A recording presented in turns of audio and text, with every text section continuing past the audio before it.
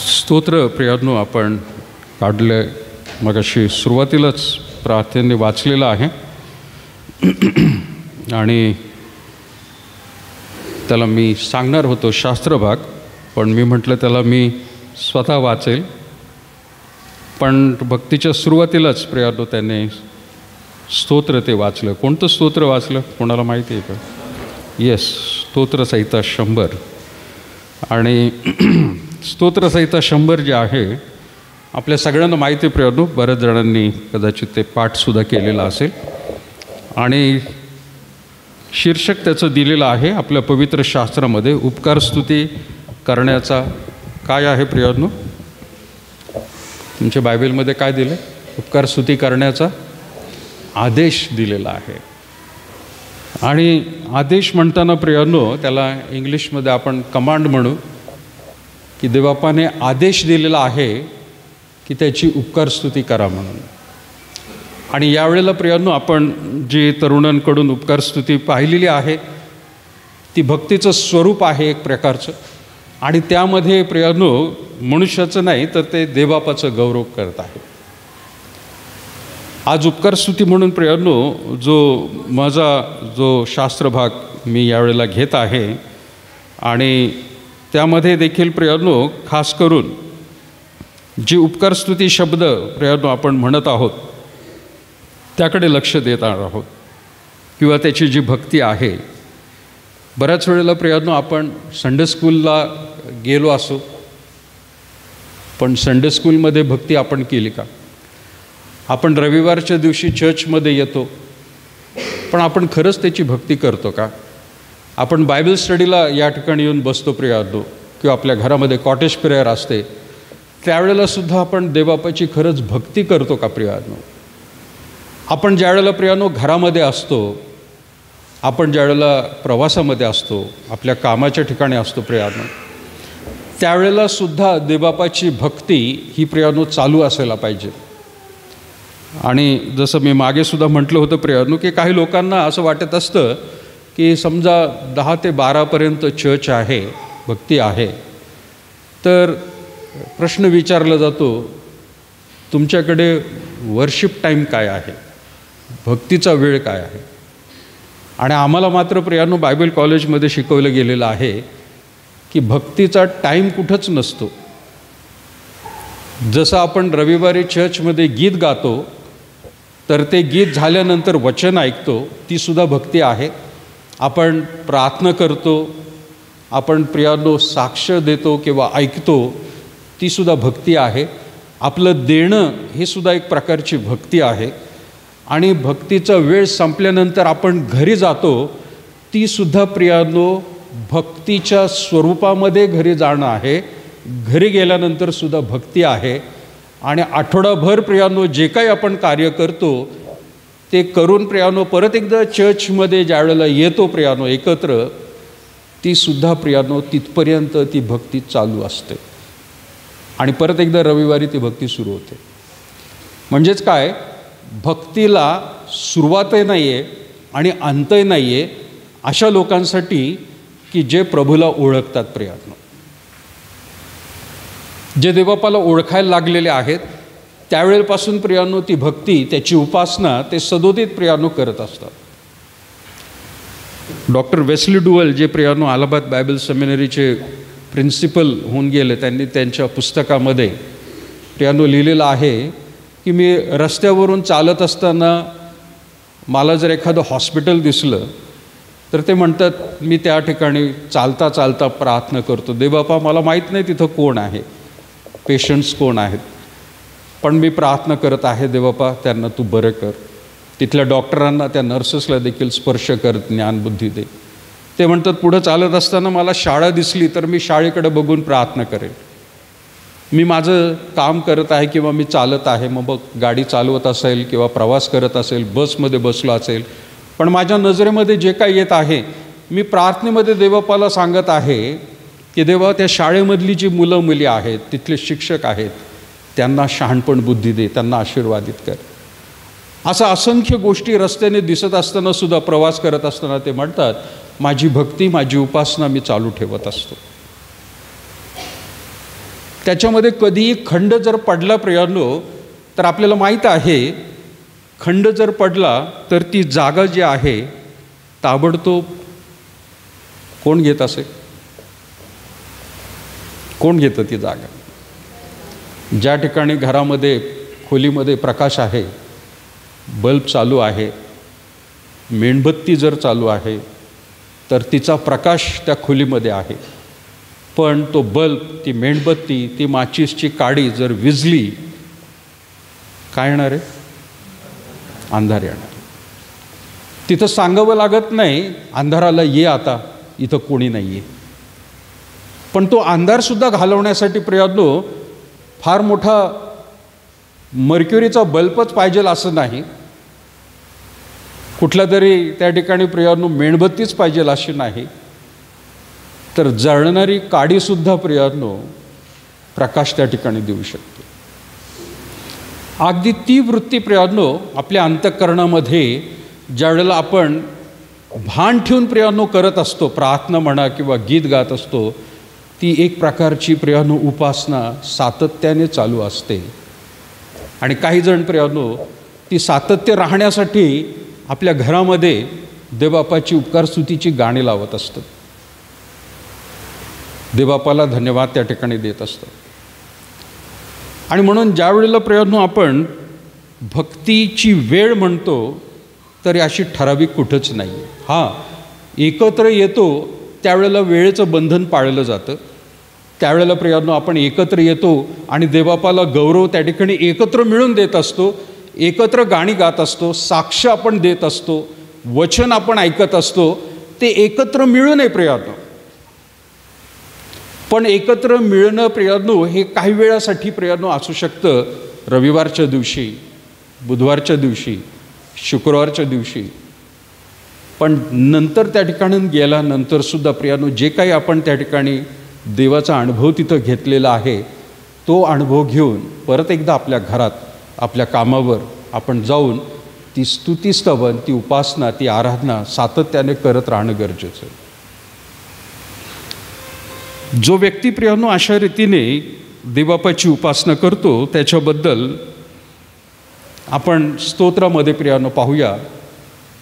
स्तोत्रसंहिता 29 आणि त्याचं दुसरं वचन काय म्हणते बघा. स्तोत्रसंहिता 29 आणि दुसरं वचन.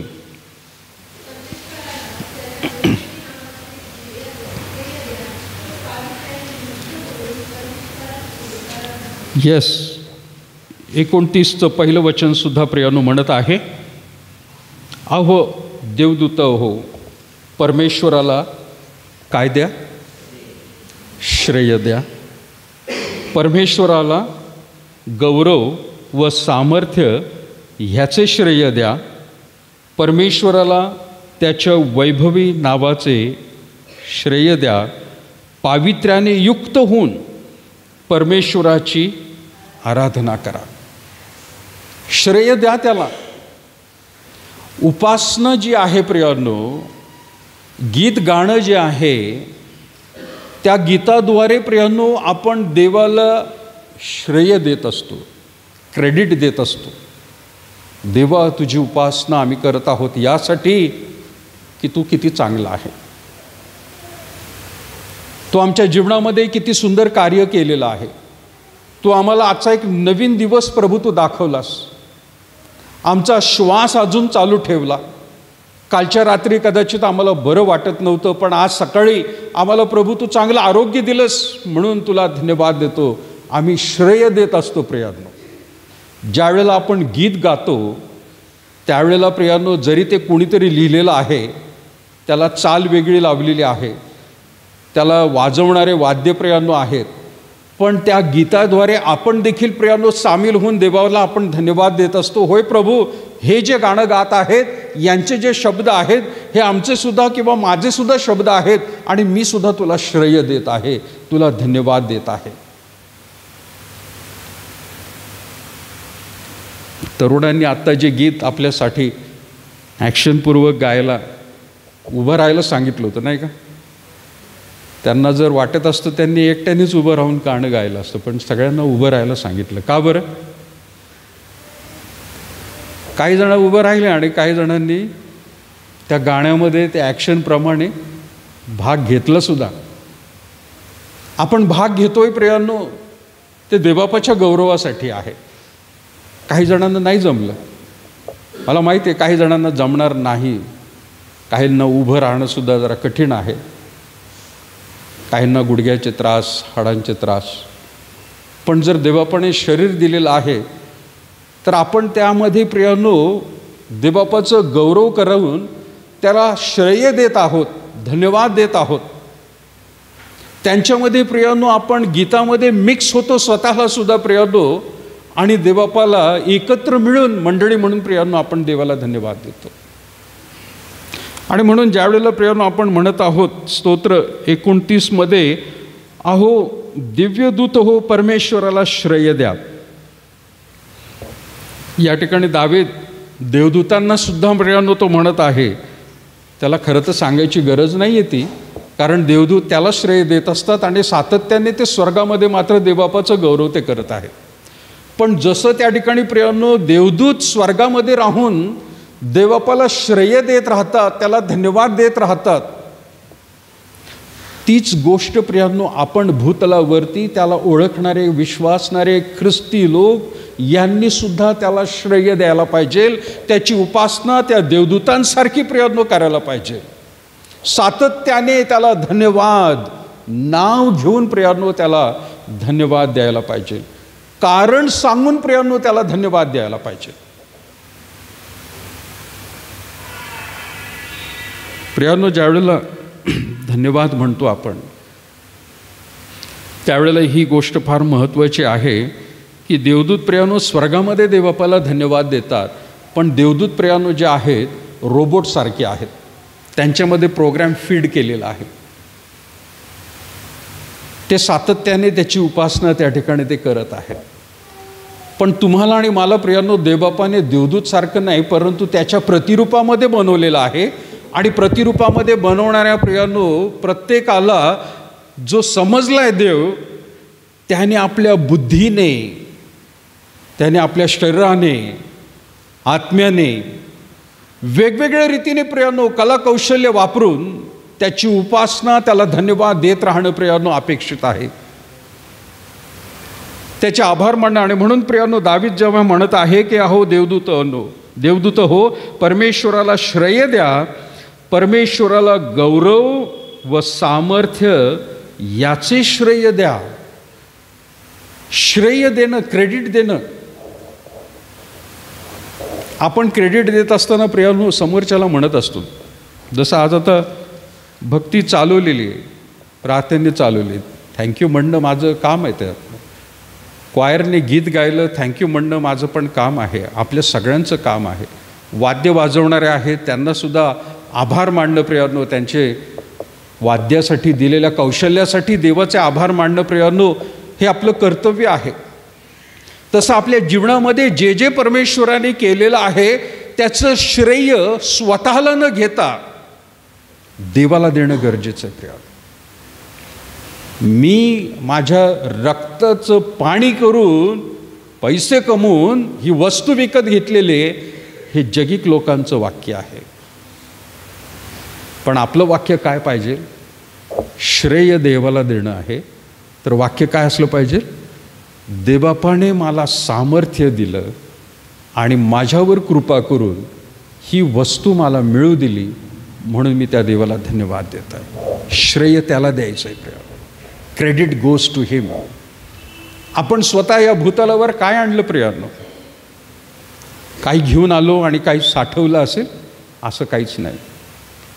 जे काही मिळालंय प्रियांनो ते देवबापाने आपल्याला त्याच्या कृपेमुळे मिळालेलं आहे. ते क्रेडिट त्याला देणं गरजेचं आहे. मग ती कोणती गोष्ट असू द्या. आणि विचार करणं गरजेचं आहे. जर या भूतलावर माझ्या आईच्या उदरातून मी ज्यावेळेला नग्न आलो त्यावेळेला माझ्या मुठीमध्ये काय होतं का? माझ्या अंगावर काही धारण केलं होतं का? देवाने एक पॅकेज म्हणून मला काही त्या ठिकाणी उपलब्ध करून ठेवलं होतं का की जन्म झाल्या झाला हे तुला मिळणार आहे? नाही आहे प्रियांनो. त्यानंतर प्रियांनो जे काही आपलं जीवन घडलेलं आहे ते आज या क्षणापर्यंत त्याचं श्रेय जरी ते आपल्या आईवडिलांकडून आलेलं आहे, आपल्या गुरूंकडून कदाचित शिक्षण मिळालं आहे, वारसाने प्रियानो घराण्याकडून मिळालेलं आहे, पण ते सगळं काही देवबापाने योग्य वेळेला आपल्या जीवनामध्ये पुरवठा केलेला आहे. त्या देवाने ते केलेलं आहे. ते श्रेय त्याला पाहिजे. फक्त त्या देवबापाला सांगणं गरजेचं आहे, थँक्यू, आभारी आहे. आणि थँक्यू म्हणण्याची पद्धत प्रत्येकाची वेगवेगळी असते, नाही का? थँक्यू म्हणणं, काही लोक थँक्यू म्हणताना कदाचित हात पुढं करणार नाहीत, पण ते थँक्यू म्हणतील. काही जणांना थँक्यू म्हणण्याची पद्धत, आभार मांडण्याची पद्धत, हात पुढं करून हाताला हात देतील, म्हणतील थँक्यू. काही लोक एकच हात देतील, तर काही दोन्ही हात हातात घेतील, थँक्यू. पुढं काय करतील? थँक्यू म्हणण्याची पद्धत. अजून काय करतील? एवढंच थँक्यू माहिती आहे का आपल्याला? काही लोकांना थँक्यू म्हणताना ते जाऊन गळा भेट घेतील, थँक्यू, किती सुंदर कार्य केलं, थँक्यू. काही लोक गळा भेट घेऊन प्रियानो अजून त्यांना आनंद वाटत असेल थँक्यू म्हणताना, तर उचलून घेतील, थँक्यू. काही जण थँक्यू म्हणत असताना कदाचित नाचतील त्याच्यासमोर, तुझ्यासाठी मी नाचतो, थँक्यू. काही लोक थँक्यू म्हणताना काहीतरी गिफ्ट देतील प्रियांनो, श्रेय देत आहेत त्या समोरच्या व्यक्तीला. भक्ती, उपासना देवबापाची करताना वेगवेगळे माध्यम आहेत प्रियांनो. ही आपण नुसतं शांत उभं राहून गाणं नाही म्हणू शकत. त्याला थँक्यू असं कसं म्हणू शकता, जेव्हा की संपूर्ण आयुष्य आपल्या जन्मदिवसापासून येतपर्यंत त्या देवबापाने आपल्याला जे काही दिलेलं आहे ते त्याने दिलेलं आहे. तर त्याचे आभार कसे मानताल आता प्रियानो? जगिक वस्तू काहीतरी मिळाली तरच कुणीतरी त्या ठिकाणी मोठ्या आवेशाने थँक्यू म्हणेल, पण ह्या देवबापाने तर सगळे जीवन प्रियानो दिलेलं आहे. दाविदाने म्हणून या स्तोत्रामध्ये तो म्हणत आहे, परमेश्वराला गौरव सामर्थ्य याचे श्रेय द्या. आणि मग दुसऱ्या वचनात म्हटलेलं आहे, परमेश्वराला त्याच्या वैभवी नावाचे श्रेय द्या. वैभवी नाव आहे त्याचं नाव. त्याच्या प्रियांनो फक्त इस्रायल देशात नाही, नाव त्याचं फक्त प्रियांनो भारत देशात नाही, पृथ्वीवरतीच नाही, सगळीकडे प्रियांनो त्याचं श्रेय. जे काही प्रियांनो दिसत आहे ते देवबापाचं आहे, त्याला श्रेय देणं गरजेचं आहे. आणि म्हणून दावीद प्रियांनो आवर्जून त्या ठिकाणी म्हणते, परमेश्वराला त्याच्या वैभवी नावाचे श्रेय द्या, पावित्र्याने युक्त होऊन परमेश्वराची आराधना करा. पावित्र्याने युक्त होणं गरजेचं आहे, नुसतं थँक्यू म्हणून उपयोगाचं नाही आहे. काही वेळेला प्रियांनो काही लोकांचं थँक्यू आणि सॉरी दोन शब्द वेगवेगळे आहेत, नाही का? थँक्यू म्हणणं आणि सॉरी म्हणणं. पण काही वेळेला थँक्यू शब्दसुद्धा सॉरी सारखा म्हणतात. ते कसं वाटतं? सॉरी तसंच थँक्यू म्हटलं तर थँक्यू. आपली उपासना, आपलं गीत गाणं, आपण देवाला धन्यवाद देत आहोत प्रियांनो, ते कसं असलं पाहिजे?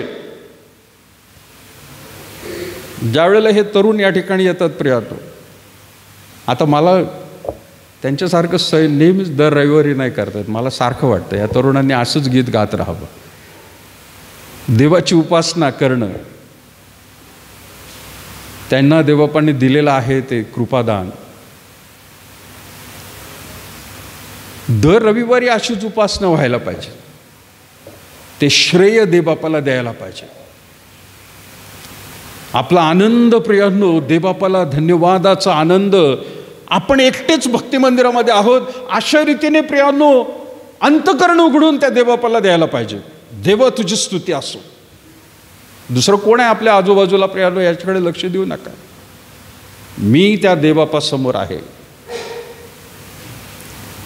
ज्या ज्या वेळेला प्रियानो भक्ती चालते त्यावेळेला जरी माझा भाग, माझं शरीर तुमच्याकडे लक्ष आहे, पण मी आत्तापर्यंत प्रियानो नेहमी समोर लक्ष देत असताना जसा प्रभू मला समजला आहे, प्रार्थनेच्या वेळेपासून प्रियानो मी ज्या वेळेला चर्चमध्ये बसायचो, पाळकसाहेबसुद्धा प्रार्थना गीत गाणं चालू असायचं, माझ्या डोळ्यासमोर ते नेहमी चित्र असायचं काय. आणि आजसुद्धा तसंच वाटत असतं की त्याचं राजसिंहासन जे आहे परमेश्वराचं इतकं उंच आहे, मोठं आहे, त्या सिंहासनाजवळ मी उभा आहे, मी एकटाच त्या ठिकाणी आहे. त्याचा चेहरा मला दिसत नाही, कारण तो इतका उंच आहे की त्याचा प्रकाश नुसता वरती दिसत आहे. पण मला जे दिसत आहे ते त्याच्या पायाचे प्रियानो 2 पायाच्या जोड्या दिसत आहे. आणि त्यातल्या त्या अंगठ्याजवळ, नखाच्या जवळ मी त्या ठिकाणी एक बारीक मुंगी जशी असते तसं मी त्या ठिकाणी भक्तीला उपस्थित आहे. हे चित्र प्रियांनो रविवारच्या दिवशी सातत्याने डोक्यात फिरत असतं. म्हणजे अगदी माझ्या तरुणपणापासून मला ती चित्र नेहमी वाटतं की आपण त्या देवासमोर आहोत आणि मुंगी जशी असते नखाजवळ आपल्या, सगळ्यांनी आपल्या पायाकडे लक्ष द्या आणि अंगठा बघा आणि त्याच्यासमोर मुंगी कशी दिसत असेल बघा जरा वाकून, त्या अंगठ्याकडे लक्ष द्या.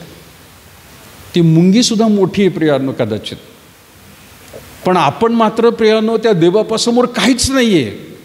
आणि ते प्रियानो त्या देवापाची उपासना करत आहेत, त्या देवाला धन्यवाद देत आहेत, त्याचं श्रेय त्याला देत आहेत. पण ते सगळं काही प्रियानो तो देवबाप ऐकत आहे. मुंगीचं, केड्या मुकड्यांचं प्रियानो शब्द, भाषा, आवाज ऐकायला येणार नाही, पण आपला आवाज मात्र त्या देवबापाला चांगल्या रीतीने ऐकायला जातो. आपल्या अंतःकरणात काय चाललंय ते सुद्धा देवबापाला चांगलं माहीत आहे. आणि म्हणून दावीद म्हणत आहे त्याचं श्रेय प्रियानो त्याला देणं गरजेचं आहे. आणि मगाशी जे प्रियानो आपण स्तोत्र वाचलं, स्तोत्र 100, आणि त्याचं पहिला वाक्य प्रियानो किंवा पहिलं जे वचन आहे ते काय म्हणतंय प्रियानो, स्तोत्र 100, अहो पृथ्वीवरील सर्व लोक हो परमेश्वराचा जय जयकार करा.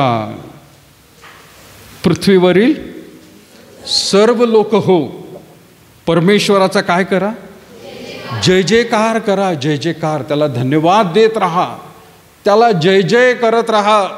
तूच सगळं काही आहे, तुझ्याशिवाय दुसरं कोणी नाही. अशा ठिकाणी प्रियानो मला सांगा, जगामधल्या गोष्टी अस्तित्वात राहू शकत नाही जिथं देवबापाचं जय जयकार आहे. सैतानाची उपस्थिती त्या ठिकाणी राहू शकत नाही प्रियानो. आणि म्हणून ज्या वेळेला प्रियानो मी म्हणत असतो की सुरुवातीच्या काळामध्ये काही लोक भक्ती चालू असताना इथे काही स्त्रिया यायच्या आणि आरडाओरड करायच्या. मला ते समजून यायचं की इथं कुठंतरी मानसिक दबाव त्या स्त्रियांमध्ये आहे. सैतानसुद्धा असतो प्रियानो. पण संपूर्ण गीत गातो, गाणं गातो, त्यावेळेला तो सैतान त्या ठिकाणी भक्ती मंदिरामध्ये त्या बाईच्या जीवनामध्ये कसा राहू शकतो, हा माझा प्रश्न असेल. त्याची उपासना एवढ्या मोठ्या रीतीने आपण करत आहोत, त्याला धन्यवाद आपण देत आहोत, त्याचा पवित्र आत्मा आपल्या ठिकाणी आहे, आणि कुठेतरी ही बाई माझ्यासाठी एक कठीण आहे प्रियानो, की ज्या देवबापाचं गौरव आपण या ठिकाणी जय जयकार करून या ठिकाणी गात असताना सैतान अशा व्यक्तींना प्रियानो मी म्हणतो चर्चमध्ये येण्यापासून त्या बाईला, त्या माणसाला, त्या तरुणाला थांबवेल आणि बाहेरच घेऊन जाईल. नको मला या ठिकाणी सैतान म्हणेल, कारण इथं माझं नाही देवबापाचं गौरव चाललेलं आहे. तो सैतान कधीच प्रियानो आतमध्ये येऊ शकणार नाही. मानसिक कुठेतरी प्रियानो गोष्टी असतात, कुठेतरी त्या दबावात गेलेल्या असतात आणि त्याचा उद्रेक त्यांना पाहिजेल असतो. पण जिथं प्रियानो देवबापाचं गौरव आहे, जिथं प्रियानो स्तोत्रकर्ता म्हणत आहे 100, अहो पृथ्वीवरील सर्व लोक हो, एकालाच तो म्हणत नाही, एका जमातीला म्हणत नाही, तो लेवी वंशाला म्हणत नाही किंवा यहुद्यांना म्हणत नाही, तो इस्रायल लोकांना म्हणत नाही, तो भारतातल्या किंवा अमेरिकेतल्या लोकांना म्हणत नाही आहे. जे जे देवाला प्रियानो खरोखर ओळखतात तो म्हणत आहे, अहो पृथ्वीवरील सर्व लोक हो, परमेश्वराचा जय जयकार करा. आणि दुसरं वचन काय म्हणत आहे? हर्षाने परमेश्वराची काय करा? हर्षाने त्याची सेवा करा. हर्षाने सेवा करायची आपल्याला. फक्त इथं पुलपीटवर उभं राहणारेच लोक देवबापाची सेवा करतायत असं नाही प्रियानो. तुम्ही सुद्धा देवबापाची सेवा करत आहात. तुम्ही ज्या ज्या वेळेला प्रियानो उठता आणि बसता, देवबापाची सेवा आहे. तुम्ही गीत गाता, ती देवबापाची सेवा आहे. तुम्ही अर्पण देता, ती देवबापाची सेवा आहे. तुम्ही पवित्र शास्त्र वाचता, देवबापाची सेवा आहे. तुम्ही प्रार्थना करता, ती देवबापाची सेवा आहे. तुम्ही साक्ष देता, ती देवबापाची सेवा आहे. तुम्ही देवबापाची सेवा करण्यासाठी इथं आलेला आहात, कुठल्या पाळकासाठी नाही आलेला आहात, कुठल्या दुसऱ्या माणसासाठी नाही आलेला आहात. तुमच्या आईवडिलांसाठी, मित्रमंडळींसाठी, मुलामुलींसाठी तुम्ही चर्चमध्ये आलेला नाही आहात. रविवारच्या दिवशी त्याची सेवा करण्यासाठी, आणि ती सेवा करण्यासाठी हर्षाने तो म्हणत आहे, आनंदाने. गाणं गावं लागतंय म्हणून नाही. मला सुरुवातीच्या काळामध्ये सुद्धा मी म्हटलं प्रियानो, एकदम हिंदी, जर मी मराठी बोलणार होतो पण हिंदी चर्चची सवय लागलेली 3-4 वर्ष. आणि ज्यावेळेला इथं आलो त्यावेळेला समजलं की नाही, सगळे नुसते मराठीच नाही, उपाससंगीतातली गाणी गातात. माझ्यावर दडपण आलं होतं. बाप रे, काही निवडक गाणी माहिती होती उपासना संगीतातली. कालांतराने कांबळे अंकल आणि मग दुसरे लोक होते, त्यांनी मला त्या गाण्यांचं नुसतंच गायला चाली शिकवल्या नाहीत, त्याचे अर्थ पण त्यांनी मराठीमधले चांगले मला समजावून सांगितले. मला फक्त हिंदी, काही मराठी गाणी माहीत होती. पण मग ती गाणी प्रियानो गात असताना त्याचे अर्थ समजून घेता यायला लागले. उपासना संगीतामधली सुद्धा गाण्यांची प्रियानो काही शब्द असे असतात की कदाचित आपल्या दैनंदिन बोलाचालीमध्ये ते वापरले जात नाहीत, पण त्याचे अर्थ प्रियानो मागच्या बाजूला प्रियानो शब्दकोश आहे, त्या शब्दकोशामध्ये त्याचे अर्थ दिलेले असतात. आणि ते अर्थ समजल्यानंतर प्रियानो आणखीन बरं वाटतं की खरंच किती अर्थपूर्ण हे शब्द त्यांनी त्या गीतामध्ये त्या ठिकाणी लिहिलेले आहेत किंवा टाकलेले आहेत. कदाचित त्यांच्या चाली थोड्याशा जुन्या असू शकतात, नवीन चालीसुद्धा मिळालेल्या आहेत, पण शब्द मात्र अगदी ठोस त्या ठिकाणी भरलेले आहेत. ती उपासना प्रियानो अर्थपूर्ण शब्द समजल्यानंतर आणखीन प्रियानो आनंदाने आपण करू शकतो. गीत त्या व्यक्तीने लिहिलेलं आहे, पण आपण गात असताना मात्र देवबापाला खरंच आपलं सुद्धा अंतःकरण, आपलं जीवन आपण वेगळ्या रीतीने दाखवत असतो. सुरुवातीच्या काळामध्ये, आता लॉकडाऊन नंतर प्रियानो थोडंसं आपण रिस्ट्रिक्ट झालो भक्तीमध्ये. आपण 1-4 गाणीच घ्यायला लागलो. पूर्वी मला आठवतं लॉकडाऊनच्या आधी, कोविडच्या आधी प्रियानो देवबापाची गीतं गाण्यासाठी खूप गाणी काढायचो आपण. आणि ती गाणी फक्त मी किंवा पाळकीनबाईच काढायचो असं नाही. त्यावेळेला मंडळीमधल्या लोकांना सुद्धा प्रश्न विचारला जायचा, कोणतं गाणं गायचं आज सांगा. कधी महिलांना विचारलं जायचं, कधी पुरुषांना विचारलं जायचं रविवारच्या भक्तीमध्ये. आणि मग काय कोणाला वाटतंय ती संधी दिली जायची, सांगा आज कोणतं गीत गायचं आहे, आनंदाने. आता आपण प्रियानो रिस्ट्रिक्ट झालेलो आहोत. आता क्वायर जे काढेल किंवा आम्ही जे ठरवू ते क्वायर गाईल आणि ते मंडळीने गायला पाहिजे. तिथं आता प्रियानो वैयक्तिक कोणाला काय वाटतंय एखादं गीत गाणं, ते सुद्धा प्रियानो कुठंतरी व्हायला पाहिजे. आज आपल्याला वाटतंय असं असं गीत गावं, हे सुंदर गीत एखाद्यानं. रविवारी, पहिल्या रविवारी आपण प्रियानो ती गोष्ट करत असतो. एखाद्याला वाटत आहे देवबापाची साक्ष द्यायची आहे, धन्यवाद द्यायचा आहे, तर एखादं बायबलचं वचन काढा. एखाद्याला गीत गायचं आहे, तुम्ही गीत गा. भले ते सगळ्यांना येतं आहे किंवा जुनं गाणं किंवा सगळ्यांना कोरस माहिती येते, पण तुम्हाला वाटतंय की नाही मला समोर जाऊन आज ते गीत गायचं आहे, हर्षाने आनंदाने गा प्रियानो. कोणी रिस्ट्रिक्शन त्या ठिकाणी लावलेलं नाही आहे. तुम्हाला जर वाटत आहे आणि तुमच्यामुळे प्रियानो आज दुसरे जर त्याच्यामधून प्रज्वलित होत असतील, इग्नाईट, तर काय हरकत आहे. दुसऱ्यांना त्याच्यामधून आनंद मिळत असेल, कोरस गातोय आपण, कॉमन गाणं आहे ते, पण तुम्हाला जर वाटत असेल गायला पाहिजे प्रिया, ती खरी भक्ती हर्षाने प्रियानो त्या ठिकाणी म्हणून म्हणत आहे, हर्षाने परमेश्वराची सेवा करा. आता काय होतं माहिती आहे का, 4 गाणी आहेत, क्वायर समोर आहे, त्यांनी आपल्याला उभं राहायला सांगितलंय, उभं राहायचं, त्यांनी बसायला सांगितलं, बसायचं, त्यांनी टाळ्या वाजवायला सांगितलं, टाळ्या वाजत. किती जण टाळ्या वाजवत होते, काही जण एकदम स्टिफ, हालतच नाहीत. एकदा का पुढचा बेंच धरला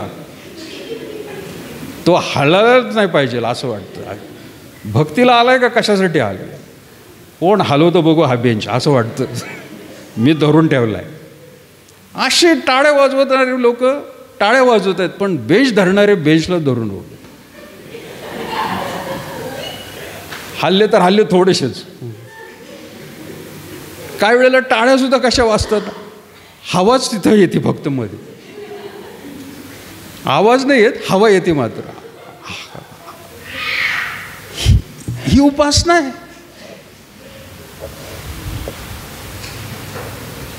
आपण कधीतरी प्रियानो नाचून करतो नाही का, दर रविवारी नाही करत. पण आज तरुणांनी नाचायला सांगितलं तर नाचायला पाहिलं होतं. तर नांदेडकर सिस्टरांसारखे आहेत माहिती आहे, त्यांचे गुडघे फारच त्यांना साथ नाही देत, त्यांना बसले की उठणे कठीण होतं. त्यांना तशा लोकांना मी कधीच म्हणणार नाही. पण बाकीच्यांना नाचायला काय जातं, गोल फिरा ना, उड्या नका ना मारू एकदम. ते गोल तर फिरा, मी इथं उभं राहून गोल फिरत होतो, उपासना करतो. माहिती आहे आपलं सांभाळायला पाहिजे सगळं, उड्या मारणं नाही होत, गुडघे पण आता कधी कधी त्रास देतो. अरे पण हर्षाने करावं लागतंय म्हणून देवावरून देव बघतोय, काय उपासना चालली माझी. दावीद स्तोत्रकर्ता म्हणत आहे, हर्षाने परमेश्वराची ती एक सेवा आहे प्रियानो. लक्षात घ्या, ही सेवा आहे, सेवा करण्यासाठी आपण येतो. आपण देवबापाची सेवा करण्यासाठी येतो, पाळकाची सेवा करण्यासाठी नाही, पाळकीनबाईसाठी नाही, कुठल्या कमिटीसाठी नाही. आपण देवबापाची सेवा करण्यासाठी चर्चमध्ये येत असतो प्रियानो. हा मुद्दा लक्षात घेणं गरजेचं आहे. त्या देवबापाला प्रियानो हर्ष वाटला पाहिजे, आनंद वाटला पाहिजे. अरे किती सुंदर आज ह्या मुलाने, माझ्या मुलीने नाचून माझी उपासना आणि माझी सेवा केली, हर्षाने गीत गायलेलं आहे.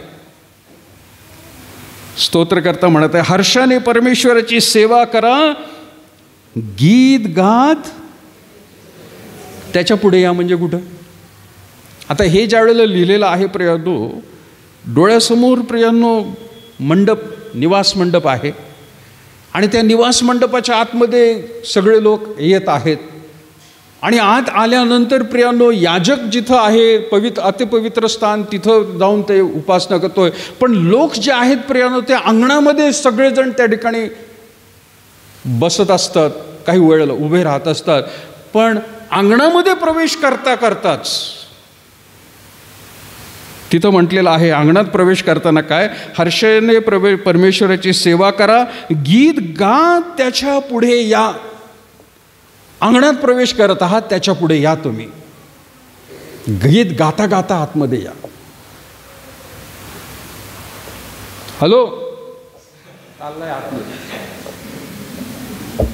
आल्यानंतर सुद्धा फोन सुटत नाही.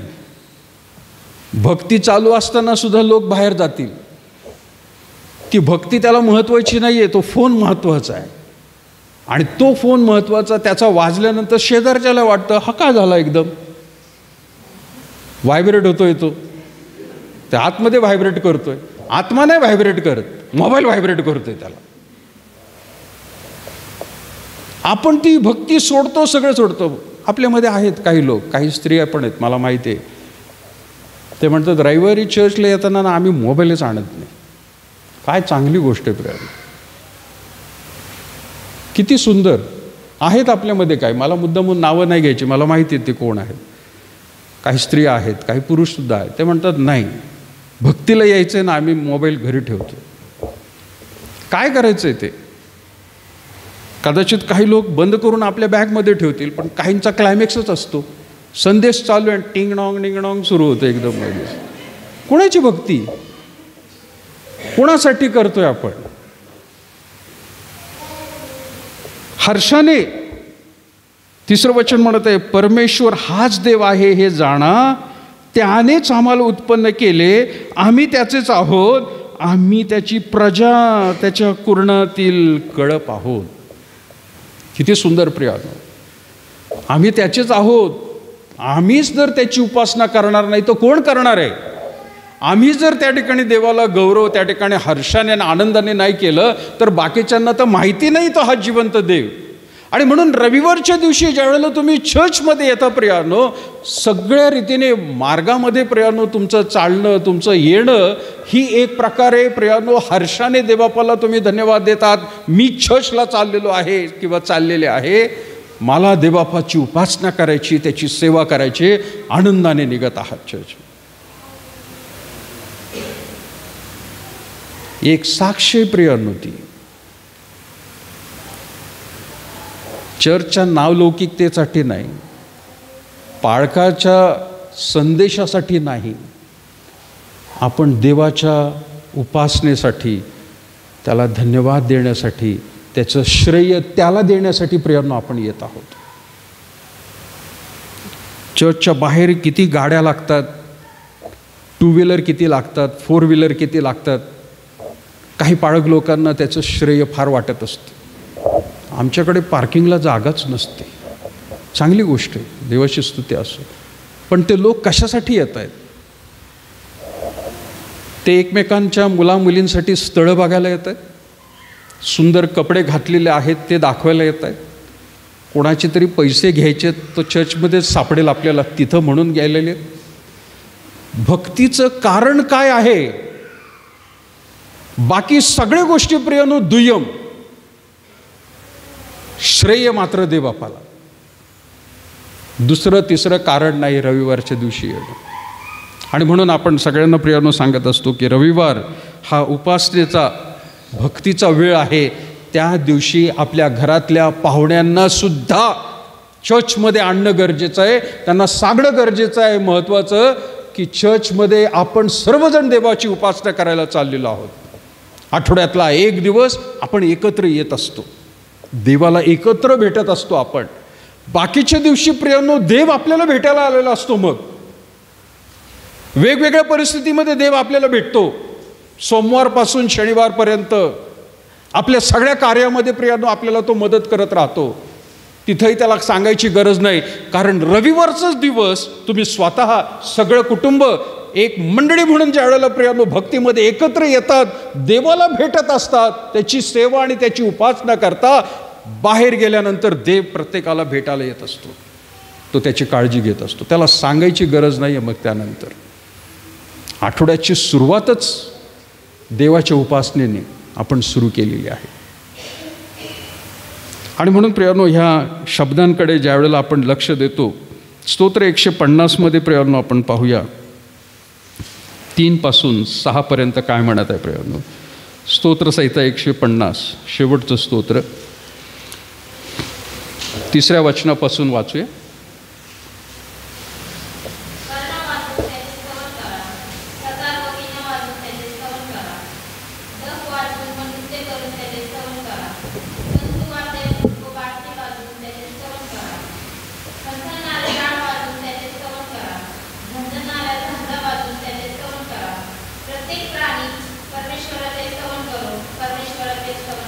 आमेन. सुंदर म्हटलेलं आहे. स्तोत्रवचन म्हणत आहे कर्णा वाजवून त्याचे स्तवन करा. आता जी काही त्या ठिकाणी वाद्य म्हटलेली आहेत तीच वाजवून प्रियानो देवबापाची स्तवन किंवा त्याचं गौरव होता असं नाही.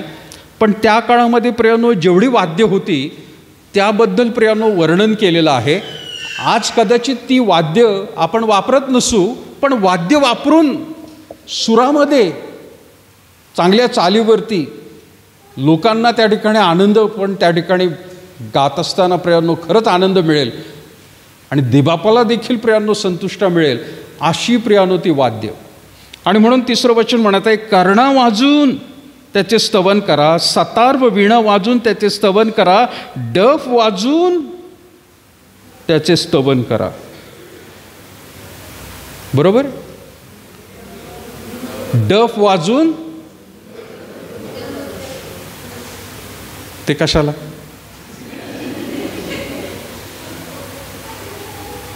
नृत्य सांगितलंय का करायला?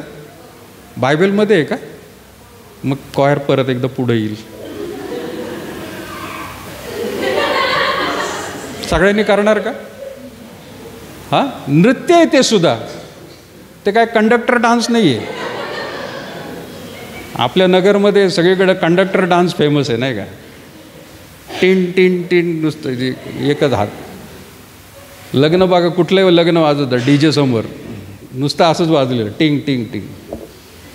इथं ॲक्शन देवबापाचं दाखवत आहेत प्रियानो. कौन है राजाओं का राजा. किती सुंदर प्रियानो. तिथं म्हटलेलं आहे डफ वाजून नृत्य करून त्याचे स्तवन करा. तंतुवाद्य वासरी व वासरी वाजून त्याचे स्तवन करा. खणखणणारे टाळ.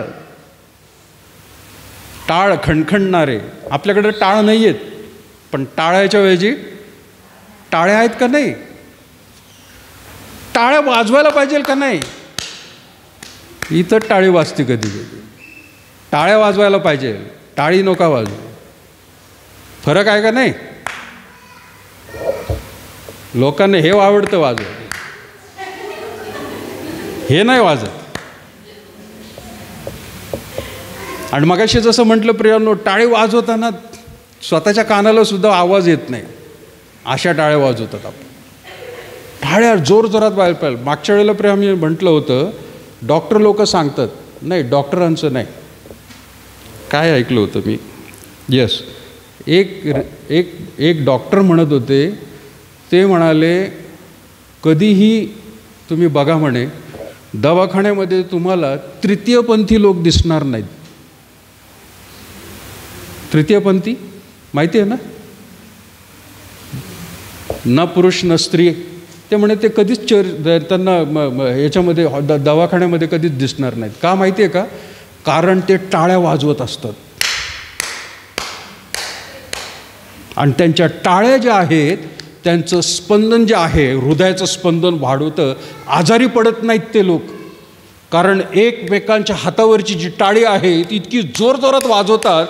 अंगामध्ये सर्क्युलेशन, ब्लड सर्क्युलेशन वाढतं. इथले ते म्हणतात प्रेशर पॉईंट्स आहेत ते दाबले जातात. ते आजारीच पडत नाहीत. तुम्ही कधीच बघा या तृतीयपंथी लोकांना दवाखान्यात कधीच दिसणार नाहीत. आपल्याला नैसर्गिकरीतीने देवबापांनी टाळ्या दिलेल्या आहेत. त्या वाजवून आजारपण सगळं घालवलं जाईल प्रियानो. पण जर तुम्ही टाळ्या अशाच वाजवत असताल, काय आजारपण जाणार आहे प्रिया? म्हणजे सायंटिफिकली सुद्धा म्हटलेलं गेलेलं आहे, प्रूव्ह केलेलं आहे. इथं देवा प्रियानो आध्यात्मिकरीतीने म्हणत आहे हर्षाने टाळ्या वाजून.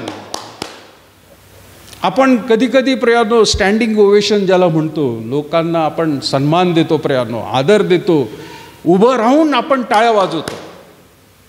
टाळ्या वाजवत असताना प्रियानो आपला संपूर्ण लक्ष प्रियानो आपण देत असतो. एका व्यक्तीने त्याच्या पुस्तकात लिहिलेलं आहे, उपासना म्हणजे प्रियानो, भक्ती म्हणजे देवापासमोर नमन करणं आहे, वाकणं आहे. काही चर्चेसमध्ये प्रियानो अजूनही चालू आहे. पण ते एका ठराविक दिशेला आणि एका ठराविक वस्तूकडे प्रियानो नमन करणं चुकीचं आहे. पण ते म्हणतात ते नमन करणं, भक्ती म्हणजे नमन करणं आहे. आणि भक्ती म्हणजे प्रियानो त्याचं चुंबन घेणं आहे. चुंबन घेणं प्रियानो म्हणजे काय? एखाद्या व्यक्तीचं चुंबन आपण घेतो, लहान मुलाचं, आपण संपूर्ण रीतीने आपलं प्रियानो जे प्रेम आहे चुंबनाच्या द्वारे प्रियानो प्रगट करत असतो. त्या बाळाला प्रियानो म्हणा, मग स्त्रिया प्रियानो आहेत, पुरुषांमध्ये स्त्रियांमध्ये चुंबन आहे, प्रेम प्रगट करत असतो आपण. देवबापाला भक्ती ही सुद्धा प्रियानो अशाच प्रकारची आहे. पण टाळ्या प्रियानो आपल्या वाजवून देवबापाचं गौरव करणं वचनामध्ये दिलेलं आहे प्रियानो. टाळ नाही आहेत आपल्याकडे आता, पण आपल्या हातामध्ये नैसर्गिक टाळ दिलेले आहेत. आणि म्हणून त्याचा वापर करून तिथं म्हटलेलं आहे, खणखणणारे टाळ वाजवून त्याचे स्तवन करा, झणझणणाऱ्या झांजा वाजवून त्याचे स्तवन करा. आणि प्रत्येक प्राणी परमेश्वराचे स्तवन करो, प्रत्येक प्राणी परमेश्वराचे करो, त्या प्रत्येकाने करायला पाहिजे. आता प्राणी म्हटल्यावरती प्रियांनो, बुद्धीला देवबापाने आपल्याला दिलेली आहे. ती बुद्धी माणसालाच आहे, दुसऱ्या प्राण्यांना नाही. मनुष्य हा प्राणी आहे, पण त्याने सुद्धा आत्म्याने आणि खरेपणाने त्याची उपासना केली पाहिजे. सो रविवारच्या दिवशी ज्यावेळेला प्रियांनो आपण चर्चमध्ये येतो, लक्षात घेणं गरजेचं आहे, आपण त्याचं स्तवन, त्याची सेवा, त्याचं श्रेय, त्याचं गौरव देण्यासाठी प्रियांनो चर्चमध्ये येत आहोत. आपण दुसऱ्या कुठल्याही गोष्टीसाठी येत नाही.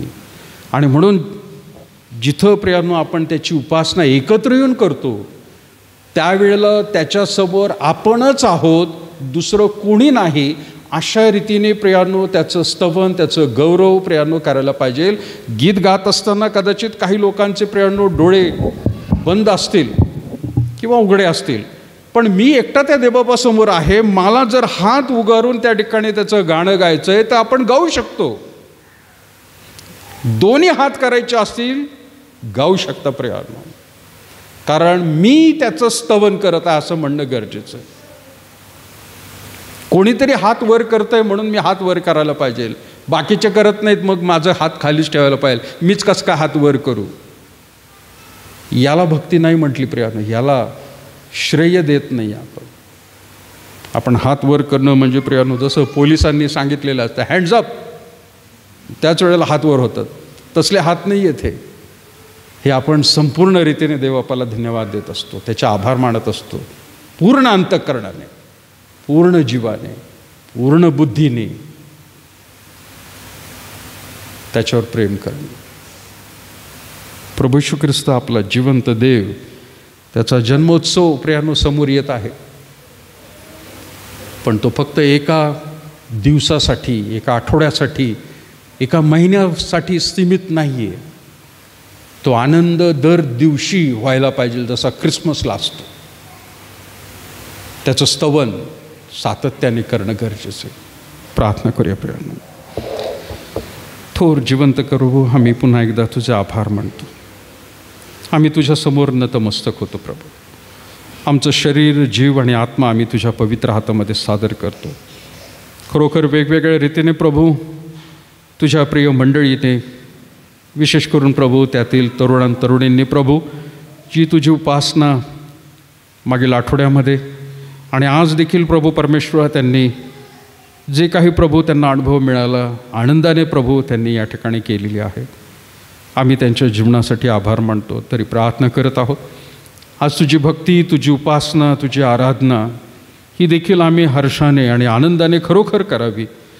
आणि आम्ही प्रभू परमेश्वर ज्या वेळेला भक्ती मंदिरामध्ये, आमच्या घरी, कामाच्या ठिकाणी, प्रवास करत असताना जेथे कुठे असू प्रभू, ती सातत्याने आम्हा प्रत्येकाकडून प्रभू तू करून घे.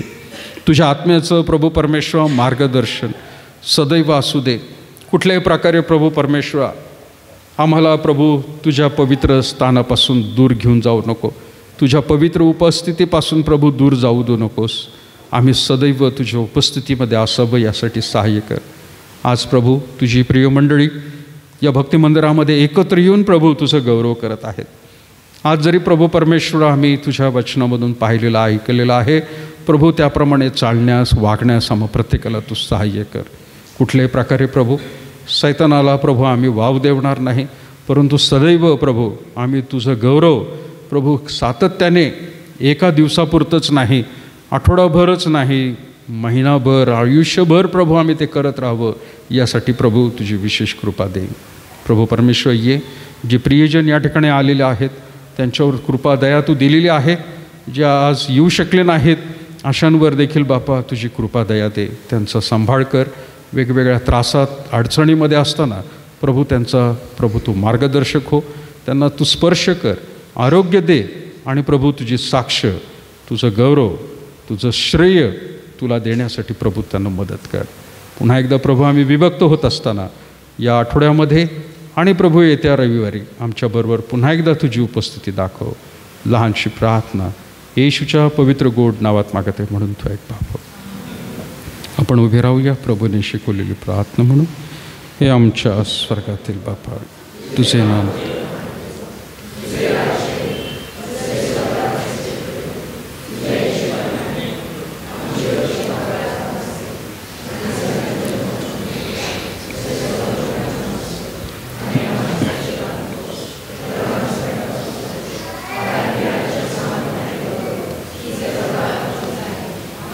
आपल्या परमेश्वराचं प्रेम, प्रभू श्री ख्रिस्ताची कृपा आणि पवित्र आत्म्याची सहभागिता आता आणि इथून पुढे सदैव तुम्हा सर्व लहान थोर प्रियजनांवर असो. आमेन.